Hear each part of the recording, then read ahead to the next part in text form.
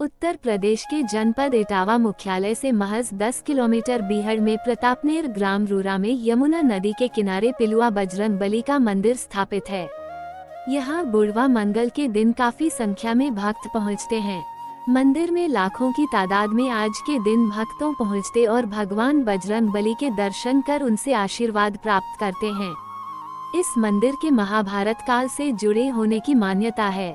मंदिर के महंत और साधुओं के द्वारा बताया गया कि इसी स्थान पर वह घटना घटी थी जिसके बाद पूरे विश्व में बुढ़वा मंगल का पर्व मनाया जाने लगा था। इटावा शहर से महज 10 किलोमीटर दूरी पर स्थापित पिलुआ हनुमान जी की मूर्ति एक ऐसी मूर्ति है जो पूरे विश्व में आपको कहीं और देखने को नहीं मिलेगी। यह मूर्ति दक्षिण मुखी लेटी हुई प्रतिमा है और इनका मुंह खुला हुआ है। इनको जो भी भक्तगण प्रेम और स्नेह से भोग लगाता है तो एक ही लड्डू में भगवान प्रसन्न हो जाते हैं।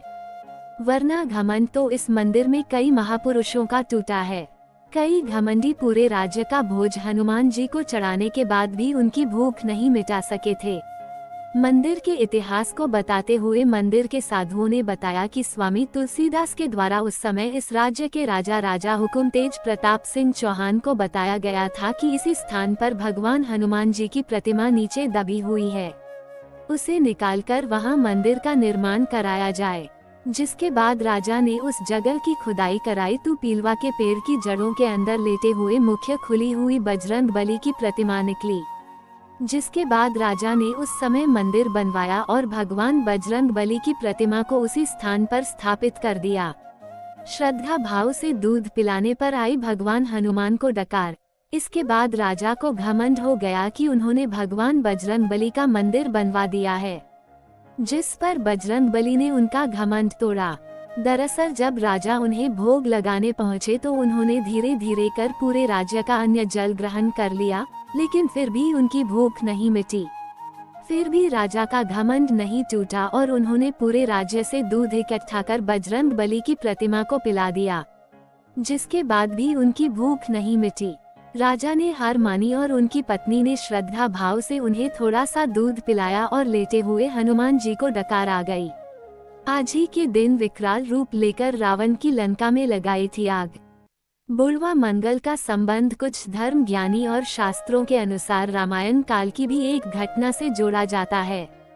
जब सीता की खोज करने के लिए हनुमान जी लंका की अशोक वाटिका में बैठी सीता माँ को मिलने पहुँचे ही थे, तो उसी समय रावण माँ सीता को खड़क दिखाकर धमका रहा था कि 1 मास में अगर तुमने मेरी बात नहीं मानी तुम्हें अपनी कृपाल से तुम्हारा वध कर दूंगा, और यह कहकर वहां से चला गया। हनुमान जी माँ सीता के सम्मुख पहुँचे और उनसे कहा कि मुझे आपका पता लगाने के लिए मेरे प्रभु श्री राम ने भेजा है, जल्दी वह आपको यहाँ से ले जाएंगे। जिस पर माँ सीता ने हनुमान जी को अपने हाथ का चूड़ामणि उतार कर दी और कहा कि प्रभु से कहना कि 1 माह से पहले मुझे यहाँ से ले जाएं। अगर इससे देरी हुई तो वो मुझे जीवित नहीं पाएंगे। जिसके बाद रावण के पुत्र मेघनाथ ने बजरंगबली को ब्रह्मास्त्र से कैद कर लिया और रावण के सम्मुख जाकर प्रस्तुत किया। जिसके बाद बजरंगबली की पूंछ में आग लगाकर उनको मारने का प्रयास किया गया, लेकिन बजरंगबली ने उसी पूंछ में लगी हुई आग से पूरी लंका में आग लगा दी और रावण का अहंकार तोड़ दिया। बताया गया है कि आप कभी भी देख लीजिए, बुढ़वा मंगल से दशहरा की अवधि 1 महीने के अंदर ही रहती है। बजरंगबली ने यही भीम का भी घमंड किया था चकनाचूर। इस मंदिर की अहम भूमिका महाभारत काल में बताई गई है। इसी स्थान पर 10,000 हाथियों का बल रखने वाली पांडवों में सबसे बलवान भीम का घमंड भी बजरंगबली ने तोड़ा था।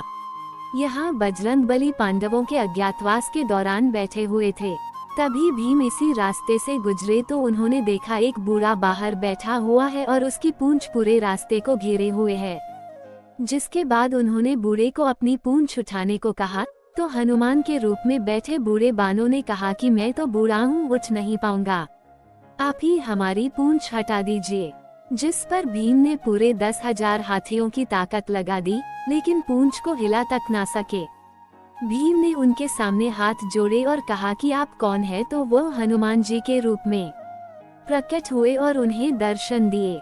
इसके बाद भीम ने अपनी गलती को स्वीकारा। विश्व में ऐसी बजरंगबली की नहीं है कोई दूसरी प्रतिमा।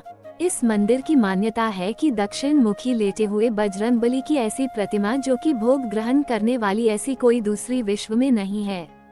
यहाँ भगवान बजरंगबली सभी भक्तों का प्रसाद ग्रहण करते और सभी भक्तजन वहां पहुंचकर उन्हें लड्डू व अन्य भोग लगाकर उन्हें प्रसन्न करने का हर संभव प्रयास करते हैं।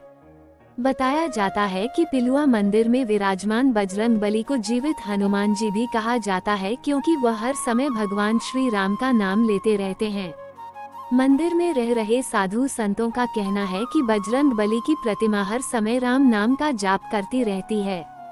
आप जब वहां शांति पूर्वक बैठेंगे तो भगवान बजरंगबली की प्रतिमा के मुख से राम राम नाम जप की ध्वनि आप भी सुन सकते हैं। विदेशी पर्यटक करने आते हैं दर्शन।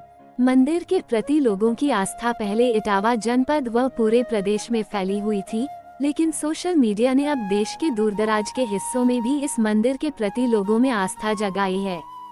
मंदिर के महंत का कहना है कि देश विदेश से भी अब मंदिर में श्रद्धालु पहुंचते हैं और भगवान बजरंगबली का आशीर्वाद प्राप्त करते हैं। आज बुढ़वा मंगल के दिन लाखों की तादाद में पूरे देश से श्रद्धालु बजरंगबली दर्शन करने के लिए पहुंच रहे हैं। आखिर कहां पहुंचता है खाना, कई बार हो चुकी है रिसर्च। पिलुआ मंदिर की मूर्ति के मुख में जाने वाले भोग का आज तक कोई भी पता नहीं लगा सका। इसकी रिसर्च के लिए कई बार वैज्ञानिक भी आ चुके हैं, जो हनुमान जी के मुख पर रात दिन रिसर्च करते रहे और पूरे मंदिर का भी निरीक्षण किया, लेकिन वह आज तक ये पता नहीं लगा सके कि हनुमान जी की प्रतिमा में जाने वाला लड्डू, दूध और अन्य भोग की वस्तु आखिर जाती कहाँ है। यह एक रहस्य है जो आज तक उजागर नहीं हुआ है। मंदिर की मान्यता बताते हुए मंदिर के मुख्य महंत हरभजन दास महाराज जी ने बताया कि जो भी भक्त सच्चे मन से 7 मंगलवार को यहाँ भगवान बजरंगबली की पूजा अर्चना करता है और उनको चोला चढ़ाता है, उसकी हर मनोकामना बजरंगबली पूर्ण करते हैं। उम्मीद है कि आपको जानकारी पसंद आई होगी।